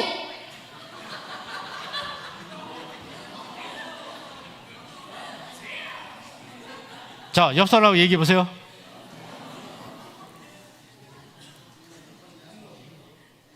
네, 그러면 뭐 몇 번 하셨어요? 3번 분노요. 3번. 예. 분노, 화나실 때 이렇게 화를 내시는구나. 여러분끼리 한번 해보겠습니다. 한 번씩. 두 분이서. 자, 시작. 한 번씩.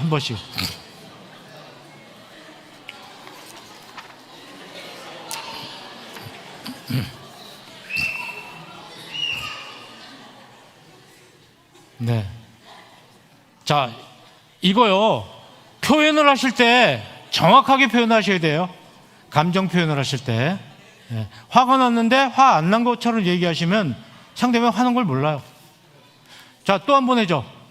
이 여보세요는 여기 6개 중에서 어떤 여보세요인지 한번 해보실까요? 여보세요? 자, 몇 번으로 하셨는지 서로 얘기해 보세요.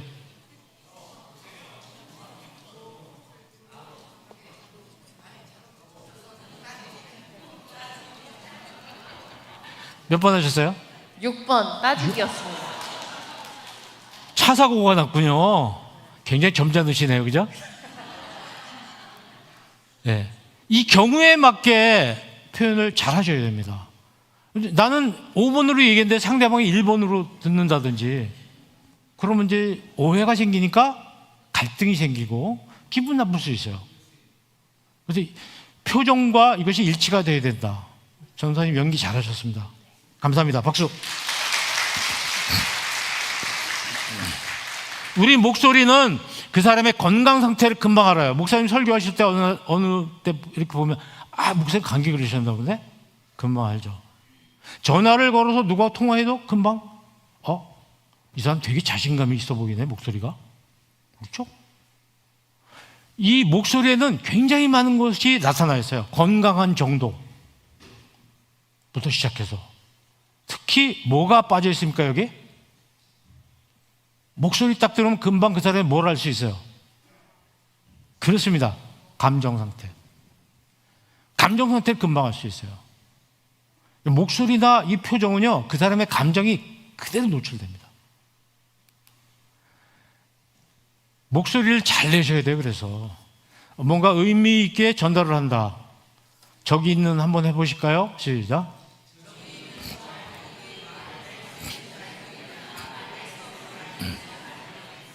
이쪽에 있는 분이 이쪽에 있는 분에게 한번 얘기를 해보세요. 말이 잘 전달이 되는지. 시작.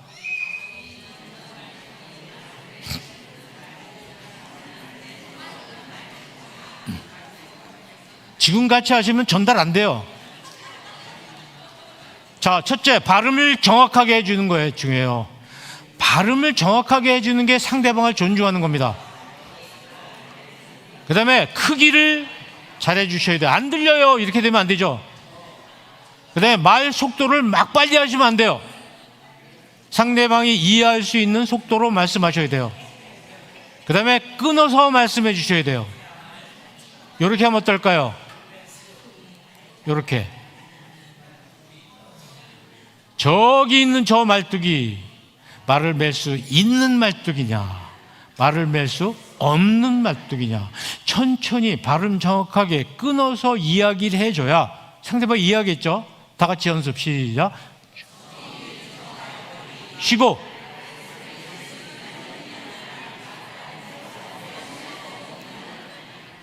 자기 말만 막 하지 마시고 상대방이 알아듣게 얘기하는 게 중요해요.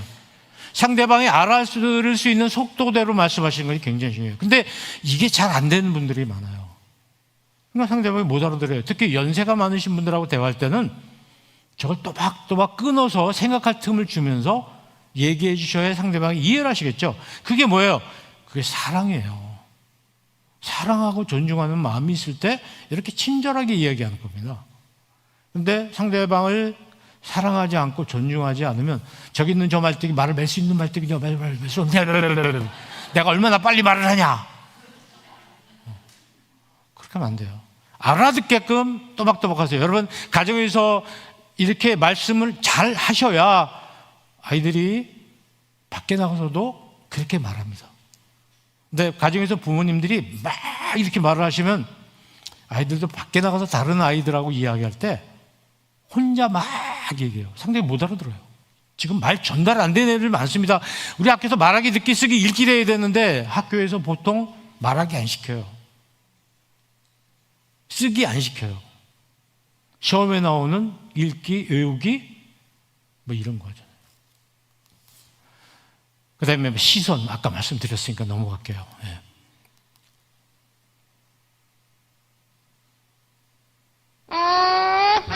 사랑해. 사랑해. 사랑해.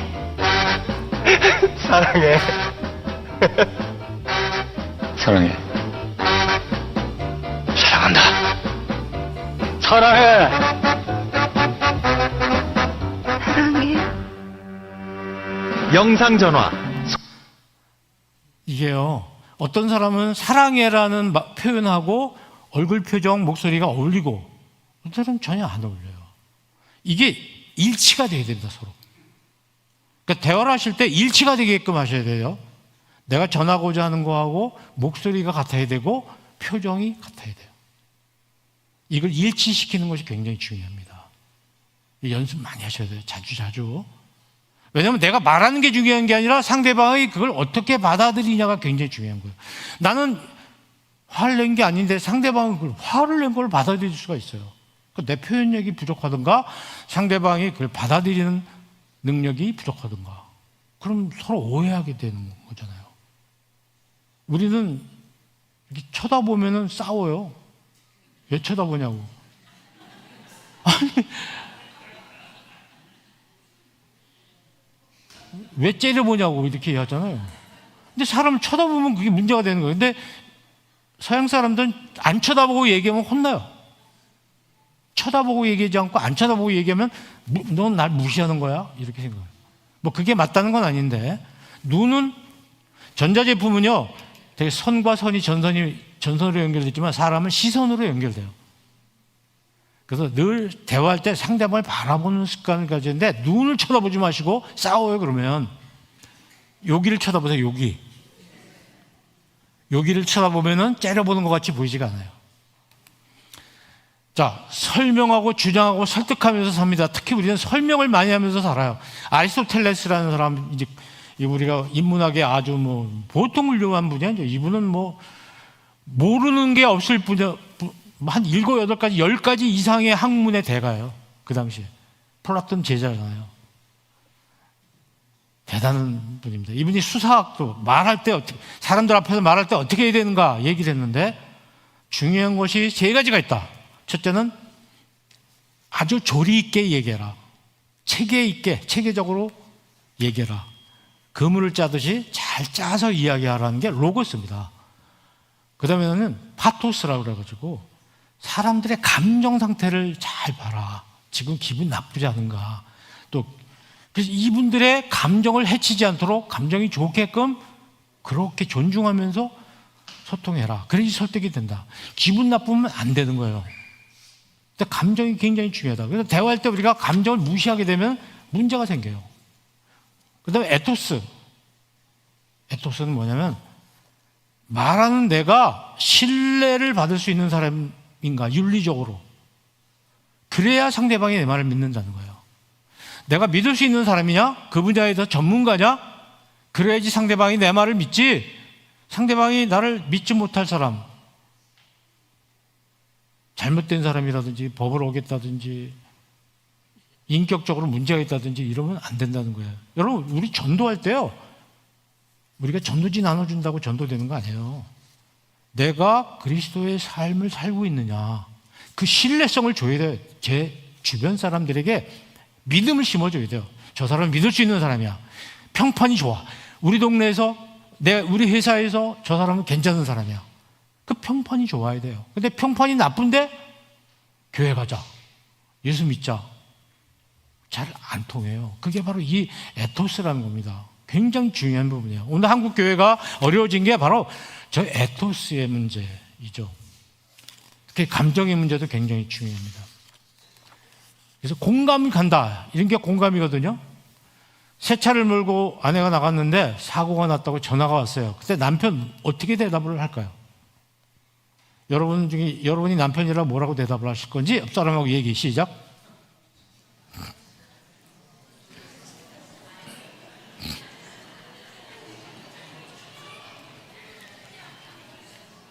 네, 내 얘기예요.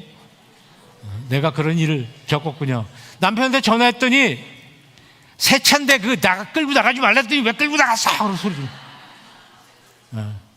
그렇게 말하고 그 사람은 평생 동안 아주 고생 많이 하고 살고 있다는 얘기가 들립니다. 이렇게 얘기하면 안 되죠.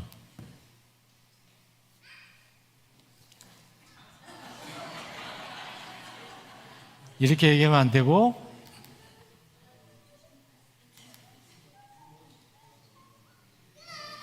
당신은 어때? 사람이 중요하잖아요. 예. 그러니까 이런 거 비슷한 것이 우리 삶 속에 많아요. 그러니까 잘 기억하세요. 아, 사람이 중요한 거다. 차가 중요한 게 아니라. 사람의 감성과 감정이라는 게 있는데, 감성은 센서고 감정은 대개 이제 6가지 감정으로 이렇게 얘기하거든요. 여러분, 여기에서 6가지 감정 중에 나는 뭐다? 옆 사람하고 빨리 얘기하세요. 시작.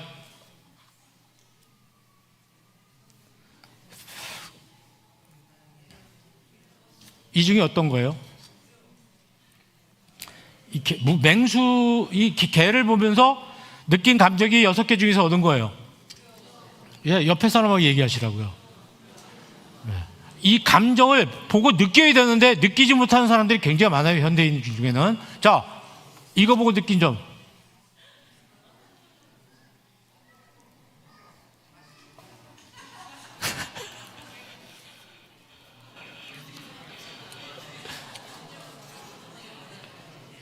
느낀 점 얘기하세요.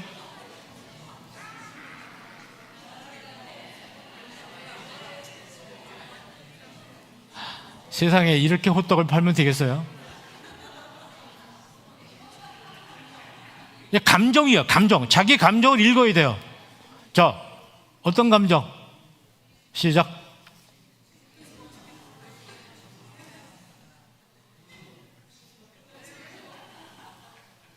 굉장히 표정들이 좋으십니다. 자, 이거 보고 느낀 감정. 잊어버렸어요, 이 그림? 작년에 여러분 교회에서 하신 거잖아요. 네. 어떤 걸 보고 내 느낌이 있어야 돼요. 느낌. 네, 행복하다. 네, 대단해요.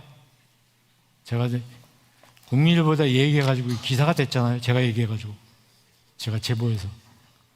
자, 이거 보고 느낀 점이 뭐예요? 느낌이 있어야 될 거냐. 느낌. 읽어내야 돼요. 감정을. 자, 다른 사람의 언행은 내 감정에 영향을 미칩니까? 안 미칩니까? 미쳐요.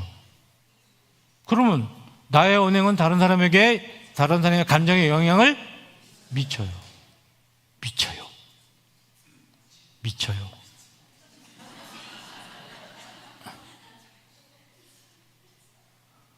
다른 사람의 언행이 나한테 감정에 굉장히 영향을 미치는 것처럼 내 표현은 상대방에게 분명히 감정에 영향을 줘요. 이거 정말 주의해야 됩니다. 근데 우리가 이 부분을 너무 무시해요. 그래서 상대방이 나한테 주는 그것만 생각해요. 그 언어를 써도 2루타라는 거 한 번 치면 2칸 가는 게 2루타예요. 병살타는 나도 죽고 뛰고 있는 선수도 죽고 2명 다 죽는 거예요. 언어를 사용할 때 2루타어를 써야 되는데 병살타 언어를 쓰는 사람이 있어요. 그냥 다 죽는 거야, 다. 여보, 이거 당장 해놔. 이거 병살타예요. 자기도 손해보고 이 얘기를 듣는 상대방 배우자도 굉장히 기분 나빠요. 그래서 시간이 있으면 이렇게 좀 하고 싶은데 시간이 없으니까 그냥 답을 얘기하면 이렇게 대화하면 얼마나 좋아.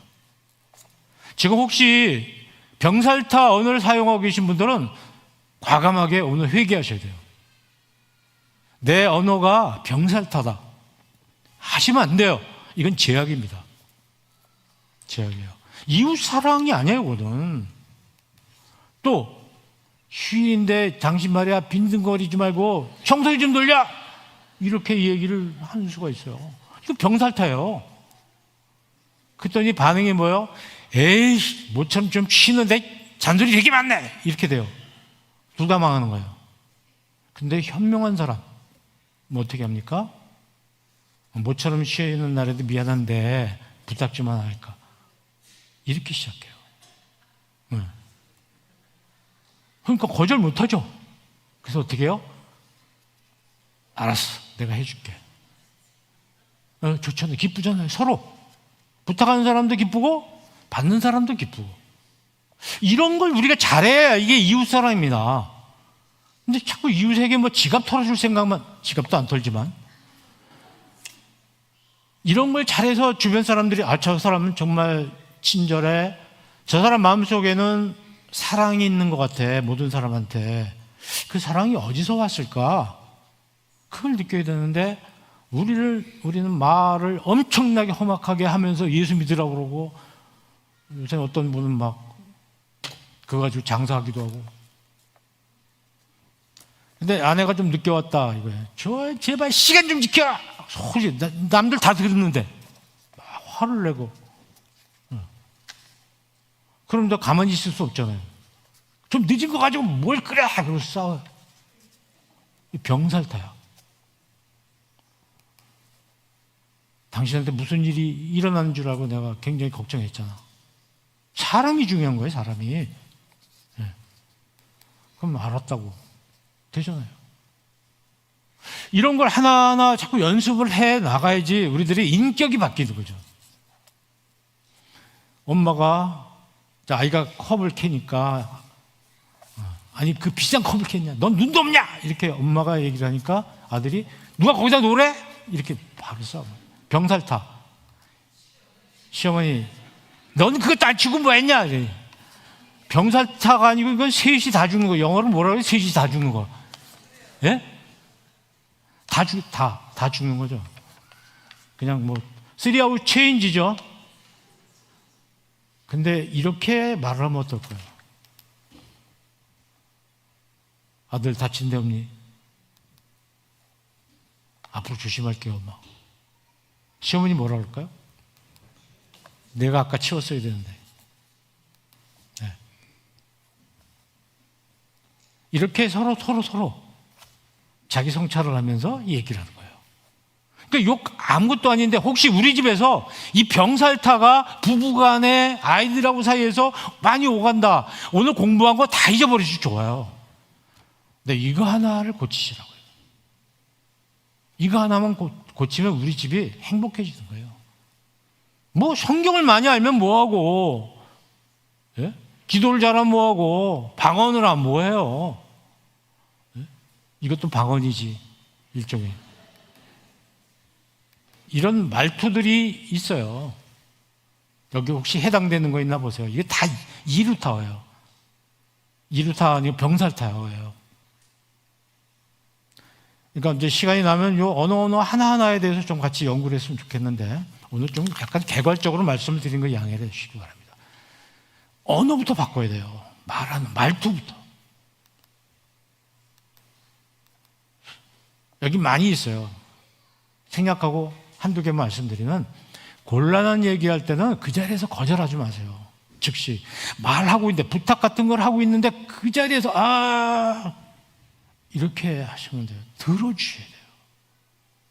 들어주시고 긍정적인 반응으로 내가 좀 생각 좀 해보고 내일쯤 얘기해 줄게. 자녀하고 대화할 때도 마찬가지. 자녀가 뭐 얘기하자, 야, 넌 공부래! 뭐 이렇게 나오면 안 돼요. 엄마가, 아빠가 이거 좀 생각해보고 또 엄마하고 상의해보고 내일 얘기하자. 이제 일단 그 자리를 떠나고 내일, 어제 네가 이런 얘기 했었지. 엄마하고 얘기를 해봤는데 하면서 이렇게 얘기를 풀어나가는 거죠. 근데 그 자리에서 거절하는 건 굉장히 좋지 않습니다. 샌드위치 화법도 있어요. 어떤 얘기할 때 그냥 바로 단도직입적으로 얘기할게. 다 직설적으로 얘기하지 마세요. 빵을 먼저 한 자 주고 빵 먹은 다음에 알맹이 중요한 얘기를 하고 또 빵을 한 겹을 더 주고 햄버거처럼 덮어서 그렇게 얘기를 해야지 답띄고 이것만 가지고 핵심적인 것만 얘기를 하면 나는 그렇게 말할 준비가 돼 있지만 듣는 사람은 준비가 안 돼 있잖아요. 그래서 이런 거에 대해서 우리가 좀 많이 배워야 사랑을 할 수 있다 이겁니다. FIW도 마찬가지예요. 상대방하고 어떤 이야기를 할 때 부부싸움 같은 거 할 때 이런 거 많이 하잖아요. 당신 어떻게 그럴 수 있어? 화부터 내요. 우리 아버지 세대, 저의 아버지 세대는 부부간에 문제가 생기면 어떻게 합니까? 일단 때려부셔, 살림을. 아니 확인도 안 해보고 무슨 화부터 내요. 역정부터 내고. 그걸 이제 이렇게 많이 배웠죠. 여러분 그렇게 하시면 안 됩니다. 팩트 체크라고 그러죠. 사실부터 꼭 확인을 하시는 거예요. 사실인지 아닌지를 먼저 확인하시고 그 다음에 그랬구나. 당신이 이렇게 하니까 이렇게 얘기 시작하는 게 아니고 당신 그럴 수 있어 하고 손가락이 탁 나가는 거예요. 그게 아니고 당신이 그렇게 하니까 내가 굉장히 섭섭하고 내가 슬퍼. 내 얘기라는 거예요. 상대방 얘기가 아니라 내 얘기. You 메시지, I 메시지라고 해요. 너 어찌 그럴 수가 있어? 그게 아니라 네가 나한테 욕을 아까 했지. 그 욕하니까 내가 굉장히 슬퍼. 이렇게 얘기를 해야 돼요. 근데 확인도 안 해보고 화부터 막 내는 거죠. 더 큰 욕을 해버리는 거죠. 이게 언어 습관이 굉장히 중요합니다. 그러고 나서 내가 원하는 거를 이야기해야 되는 거죠. 그리고 어떤 이야기할 때 단적으로 자기 말이 정답인 것처럼 말하면 안 돼요. 연습합시다. 내 생각에는 내 생각이 그렇다고 얘기를 하면서 자기 주장을 해야 돼요. 근데 마치 이게 내 생각이 답인 것처럼 얘기를 하면 상대방이 대화가 안 됩니다.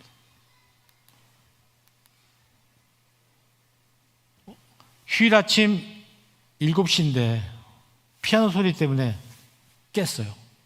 매주 주일마다 그래. 휴일마다 그래. 어떻게 할 거예요?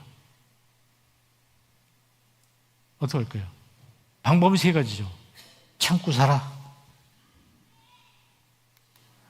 네. 경비실에 얘기해. 그래서 경비가 얘기하게끔 해. 3번째는 내가 올라가. 3가지 방법이에요. 근데 참고 살면 안 되잖아요. 남을 통해서 얘기하면 안 돼요. 내가 이야기해야 됩니다. 직접. 이거 직면 소통이라고 해요. 직접 이야기해야 돼요. 근데 굉장히 부드럽게 해야 돼요. 네. 굉장히 부드럽게. 그러니까 연습을 해야 된다는 거죠. 아까 얘기했어요. 아내가 자기 동생한테 5만 원 주고 내 동생한테는 시동생이죠. 3만 원 주는 거예요. 그러니까 화부터 내. 그러면 안 돼요. 아까 어떻게 하라고요? 제일 먼저? 팩트 체크. 사실부터 확인하라. 또 아니면 몰래 자기 동생한테 돈 더 줘. 서로. 이거면 안 되는 거죠. 아까 얘기한 대로 팩트 체크하고 그 다음에 아이메시지로 얘기하고 그 다음에 마지막으로 내가 원하는 거를 명확하게 이야기해서 문제를 해결해야 돼요. 이런 방법을 우리가 익혀야 됩니다. 공부를 좀 해야 되겠죠. 더 있는데 생략할게요. 자, 정리합니다. 듣기는 말하기는 성내기도 우물우물 하시긴 하는데 별 정확하지 않잖아요. 발음을 정확하게 하시라니까. 듣기는 속히든 빨리든 다 맞아요. 말하기는 더디하며 성내기도 그렇죠. 세 개의 문이 있어요. 이 문을 하나씩 거친 다음에 내가 하고 싶은 소리를 크게 하라는 거예요. 첫째는 그게 뭐라고요? 참말인가? 거짓말하면 안 돼요.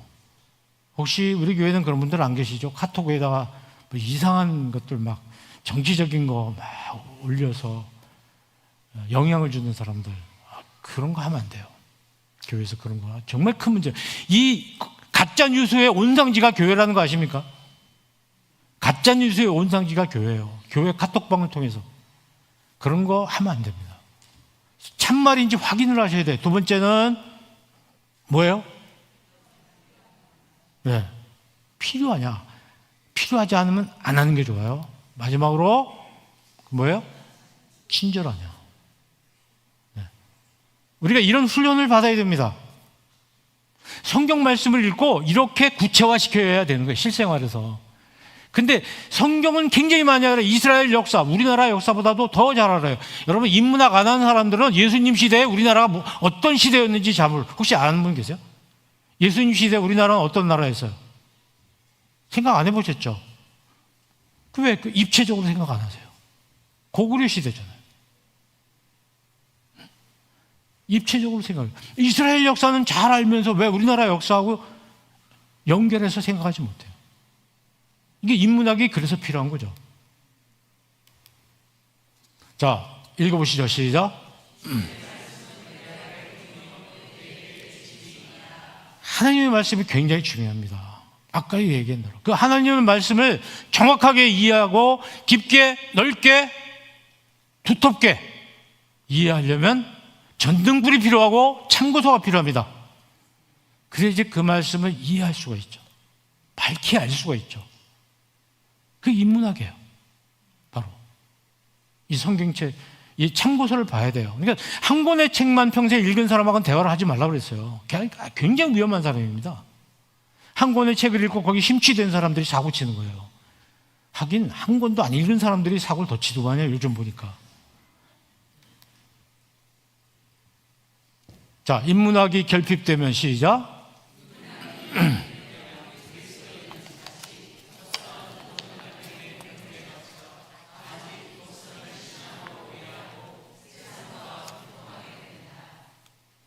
불통. 그러면 우리가 전도도 뭐 안 돼요. 하나님하고도 소통이 안 돼요. 통하지 않으면 통한다. 위의 통은 잘 통한다는 뜻이고요. 밑에 통은 고통받는다, 아프다 이런 뜻이에요. 소통이 안 되면 아파요. 지금 우리나라 아프잖아요. 엄청나게 아파요 지금 우리나라가. 왜 그래요? 소통이 안 되는 거예요. 서로 소통이 안 돼. 말이 안 통하니까 이렇게 맨날 싸우고 무슨 게임하듯이 하고 있고 정치를. 너무 어려운 상황입니다. 우리 기도 많이 해야 됩니다. 그러니까 우리가 소통을 잘 해야 되겠다 이런 말씀 드리는 거죠. 여러분 우리 인문학의 뿌리는 복음이에요. 성경 말씀이에요. 인문학은 참고서예요. 어디까지나 참고서. 참고서를 보면서 공부하는 사람하고 참고서는 안 보고 교과서만 보고 뭐 수능에서 1등 했다 이런 건 나오는데 언론에서 그렇게 얘기하라고 그래서 그렇게 얘기한 건데 참고서를 봐야지 더 잘 공부할 수 있잖아요. 여러분 참고서를 많이 보셔야 됩니다. 그러나 그건 참고서예요. 참고서. 참고서일 뿐이죠. 교과서가 아닙니다. 최고의 소통법은 뭐냐? 우리가 소통을 기술적으로 굉장히 많이 배웁니다. 소통의 기술을 많이 가르칩니다. 어디 가면 말할 때 이렇게 말하시고 저렇게 말하고 상대방이 나를 호감 가게 하고 이렇게 하면 다 속임수예요. 속임수. 어떻게 하면 상대방을 잘 속일까에 관한 소통에 관한 책이 책방에 가면 그냥 즐겨요. 여러분 기술을 익혀가지고 사랑하는 거 아닙니다. 소통 기술로 하는 거 아니에요. 기술이 아니라 사랑입니다. 사랑. 내가 이 사람하고 소통을 잘하고 싶다. 그 사람 사랑해야지 소통이 되는 거예요. 사랑하는 마음은 없고 기술만 나오면 문제가 생기는 거죠. 성경에도 이렇게 나오잖아요. 내가 사람의 방언과 천사의 말을 할지라도 뭐가 없으면 사랑이 없으면 돼. 말을 하더라도 아무리 말을 잘하더라도 사랑이 없으면 그 상대방을 사랑하는 마음이 없으면 그 소통은 실패한다는 얘기예요. 그래서 저는 평생 이 소통에 대해서 연구해 보면서 이 소통은 기술이 아니구나. 기술이 좀 부족하더라도 사랑하는 마음이 있으면 소통 잘할 수 있다. 그렇게 생각을 합니다. 질문합니다. 소통에서 사랑을 빼면 뭐가 남죠? 소통 잘하는데 사랑이 없어요. 여러 가지로 답을 할 수 있습니다. 제가 생각한 건 사기다. 사기예요. 소통을 얘기하고 소통을 막 가르치고 소통을 배우는데 상대방에 대한 사랑이 없으면요, 그건 상대방을 현혹시키기 위한 하나의 사기예요. 사기술. 여러분, 우리가 말로 소통을 잘하고 말로 이웃 사랑을 잘해야 되겠다, 이런 말씀을 드립니다. 자, 제가 위에 거 읽을 테니까 여러분이 노란 걸 읽으세요. 성경 말씀을 더 깊고 넓게 이해하려면 하나님과 더 깊이 소통하려면 사람들과 더 깊이 소통하려면 네, 오늘 제 강의 여기까지입니다. 네, 우리 소통 앞으로 잘 하십시다. 네, 감사합니다.